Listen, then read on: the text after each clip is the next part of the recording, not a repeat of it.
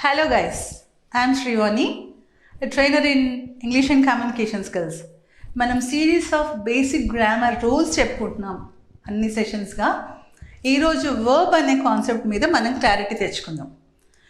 Verb అంటే క్రియాపదం అని అనుకుంటాం కదా తెలుగులో దాని ట్రాన్స్లేషన్, కానీ ఇంగ్లీష్లో వర్బ్ అనేది మనం ఎన్ని రకాలుగా వాడతామో చూద్దాం. మెయిన్ వర్బ్ అంటే ఏంటి, హెల్పింగ్ వర్బ్ అంటే ఏంటి? ఎక్కడైనా చూడగానే మెయిన్ వర్బ్, హెల్పింగ్ వర్బ్ అని మనకు డివిజన్ ఉంటుంది. అది కాకుండా అసలు అది ఏంటి అని మనం ఇవాళ అర్థం చేసుకుంటే ఇంగ్లీష్ గ్రామర్ మనకి ఎంత కంఫర్టబుల్లో అర్థమవుతుంది. ఏ మాత్రం స్ట్రెస్ లేదనమాట అందులో. సో ఇంగ్లీష్లో వర్బ్స్ని యాక్షన్ వర్బ్స్, కండిషన్ చెప్పే వర్బ్స్ ఉన్నాయి, పొజిషన్ చెప్పే వర్బ్స్ ఉన్నాయి, ఒక వాక్యానికి స్ట్రెస్ ఇచ్చే వర్బ్స్ ఉన్నాయి, తర్వాత మన మూడ్, మన భావాన్ని తెలిపే వర్డ్స్ ఉన్నాయి. ఈ 5 types ఆఫ్ వర్బ్స్ మనకి ఇంగ్లీష్ సెంటెన్స్ మేకింగ్లో యూస్ అవుతాయి అన్నమాట. What are the action verbs? Action verbs అంటూనే తెలిసిపోతుంది కదా మనకి. ఇంకా థింక్ కూడా రాద్దాం ఇక్కడ. Action verb is either physical activity or psychological activity. మనసులో మనం అర్థం చేసుకునే feel, understand, think, depress, anything మనసుతో చేసే లోపల జరుగుతున్నవన్నా సరే రికగ్నైజ్, ఇవన్నీ బయటికి కనిపించవు. అలాగే any physical work, find, work, rest, exercise, anything, ఇవన్నీ కూడా ఒక జరిగే చర్యని గురించి మనకు చెప్తూ ఉంటాయి. కాబట్టి we can categorize all this as action verbs. Okay, action verbs. రెండోది ఏంటంటే verbs which tell about condition. Condition అంటే స్థితి, state of being, state of being. ఇవి యాక్చువల్గా మెయిన్ వర్బ్స్ కాదు, హెల్పింగ్ వర్బ్స్ కాదు. ఈ ఫార్మ్స్ అన్నీ we call them just linking verbs. ఎందుకంటే India a great country, is లేకపోతే సెంటెన్స్ ఫుల్గా అవ్వదు. ఈరోజు నేను ఇస్తున్న గోల్డెన్ రూల్ ఆఫ్ గ్రామర్ ఏంటంటే without verb there is no sentence in English. అసలు ఇంగ్లీష్లో వర్బ్ లేని సెంటెన్స్ ఉండదు. హౌ ఆర్ యూలో కూడా ఆర్ ఉంటుంది. ఒక క్వశ్చన్, ఒక నెగటివ్, ఒక సెంటెన్స్, ఏ ఫామ్ అయినా తీసుకోండి, వర్బ్ లేని భాగాన్ని మనం సెంటెన్స్ అనము. బాగా దీన్ని మైండ్లో రిజిస్టర్ చేయండి. ఇది గుర్తుంటేనే మనకి సెంటెన్స్ మేకింగ్ మీద మంచి క్లారిటీ వస్తుంది. సో ఈ అన్ని రకాల 5 రకాల వర్బ్స్లో వాక్యంలో ఏదో ఒకటి ఉంటేనే అది సెంటెన్స్ అని గుర్తింపబడుతుంది. ఉత్త వర్బ్ కూడా సెంటెన్సే.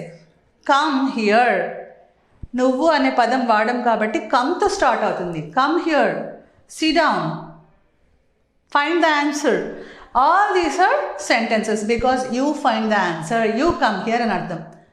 ఉట్టి వర్బే సెంటెన్స్ అవుతుంది, కానీ వర్బ్ లేకుండా మనకి వాక్యం నిర్మించడం ఇంపాసిబుల్.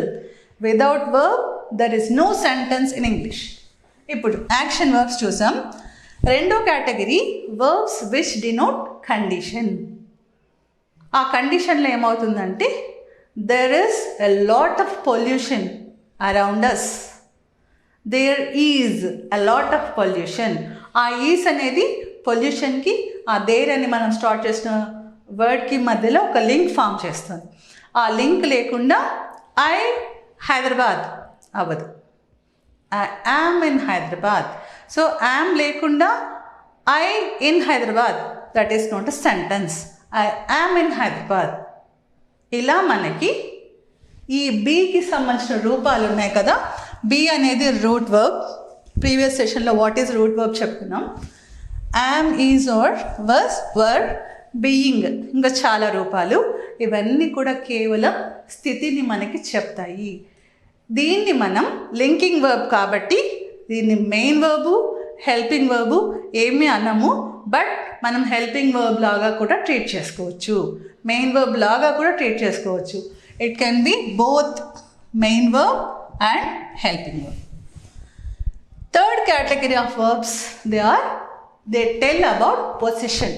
మనం ఏమి కలిగి ఉన్నామో చెప్తుంది అనమాట. ఈ రూముకు 2 తలుపులు ఉన్నాయి అని చెప్పాలనుకోండి. This room has 2 doors. This room has. I have, you have, they have. They had a lot of property. They had several issues related to school or something. Had, have, has. ఇలా వాళ్ళు ఏమి కలిగి ఉండేవాళ్ళు ఏమి కలిగి ఉంది అని మనకి లిస్ట్ చెప్తుంది. This have, has, had ఇవి verbs of possession. సెంటెన్స్కి స్ట్రెస్ ఇవ్వడానికి ఐ డూ ద వర్క్ అది కూడా వర్క్ చెప్తుంది. అది కాకుండా I do attend the programme. I attend the programme అంటే నేను వస్తాను, తప్పకుండా వస్తాను అనుకోండి. I do attend the programme. She does this work excellently. She does this work. So ఆమె చేస్తుంది. ఇలా మనం స్ట్రెస్ ఇచ్చి చెప్పడానికి కూడా డూ, డస్, డిడ్ మనకి పనికొస్తాయి. నువ్వు మన రాలేదు కదా అంటే I did attend the seminar. I did give a nice presentation. నేను ప్రజెంటేషన్ ఇచ్చాను ఆల్రెడీ. ఐ డిడ్ గివ్ అంటే ఖచ్చితంగా ఇచ్చాను, స్పష్టంగా. అలా వాక్యానికి స్ట్రెస్ ఇవ్వడానికి యూస్ అవుతుంది.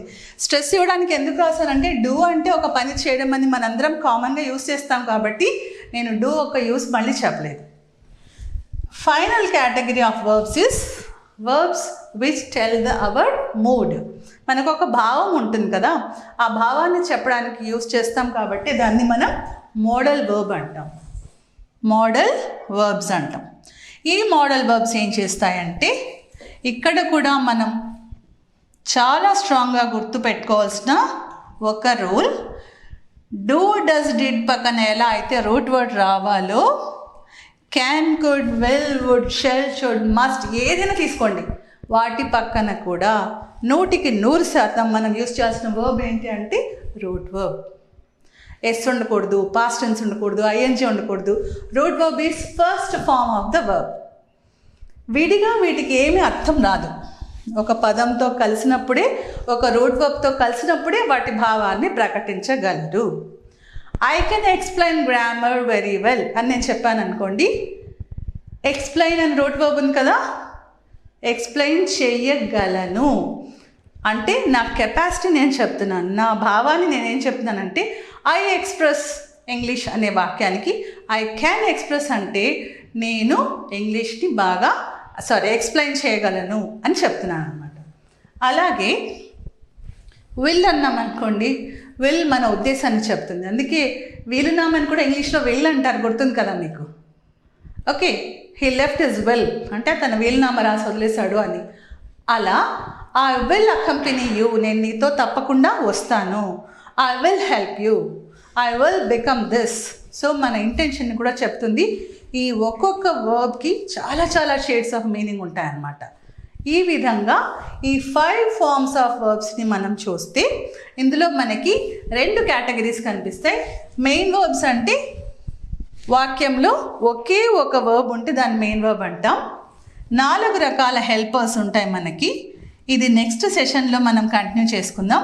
ఆ హెల్పర్స్ ఏంటి అంటే be forms, do forms, have forms and modals. ఈ 4ని హెల్పర్స్ అంటారు.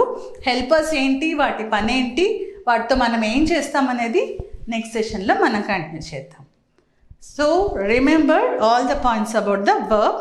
ఎన్ని కైండ్స్ ఉన్నాయి, వాటి ఉపయోగాలు ఏంటి. Okay, this is some explanation for verbs basics.